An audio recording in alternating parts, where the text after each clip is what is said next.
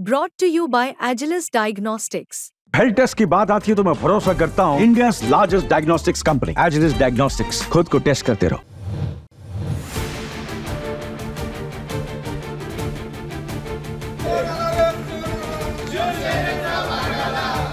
महाविकास आघाडीच्या जागा वाटपांच्या बैठका सध्या सुरू आहेत। काही जागांचा तिढा सोडला तर बहुतांश जागा वाटप आता होत आलंय। असं असताना आता कार्यकर्त्यांमध्ये धुसफूस होत असल्याचं अनेक ठिकाणी दिसून येत आहे। अकोला पश्चिमची विधानसभेची जागा काँग्रेसला सुटण्याची शक्यता असल्याने आता ठाकरेंचे शिवसैनिक आक्रमक झालेत।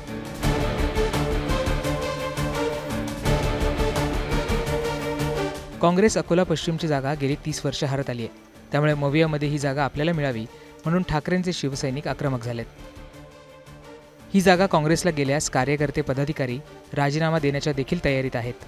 ही जागा आपल्यालाच मिळावी या मागणीसाठी कार्यकर्ते रात्रीतूनच मातोश्रीकडे रवाना झालेत। उद्धव ठाकरेंची भेट घेऊन ही जागा आपल्याकडे राहावी यासाठी त्यांच्याकडे मागणी करण्यात येणार आहे। या प्रकरणी ठाकरे गटाचे शहर प्रमुख राजेश मिश्रा काय म्हणालेत ते ऐकूयात।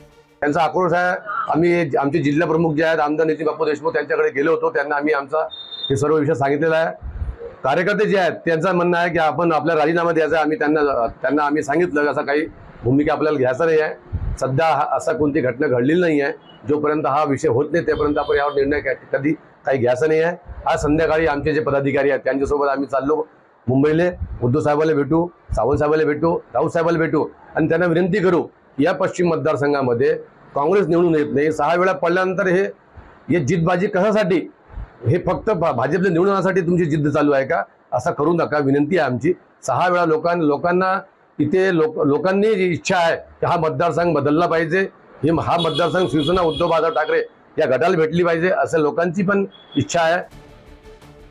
दरम्यान ठाकरेंचे आमदार नितीन देशमुख यांनी देखील ही जागा मशालीला मिळावी अशी मागणी केली आहे। गेल्या 30 वर्षापासून अकोला पश्चिममध्ये काँग्रेस पराभूत होत आहे आणि त्या ठिकाणी खरं जर भारतीय जनता पार्टीला पश्चिममधून आपल्याला हरवायचं असेल, महाविकास आघाडीला, काँग्रेसला, तर तो मतदारसंघ शिवसेनेच्या वाट्यावर आला तर निश्चितपणे त्या ठिकाणी भारतीय जनता पार्टीचा पराभव झाल्याशिवाय राहणार नाही आणि काँग्रेसने आग्रह धरू नये। म्हणजे काँग्रेस गेल्या 30 वर्षापासून काँग्रेस स्वतः पाहू राहिली की त्या ठिकाणी 30 वर्षापासून आपण पराभव होत आहे। मग 30 वर्षापासून ज्या ठिकाणी आपण पराभव होऊ राहिलो अशा ठिकाणी काँग्रेसने का आग्रह करायचा?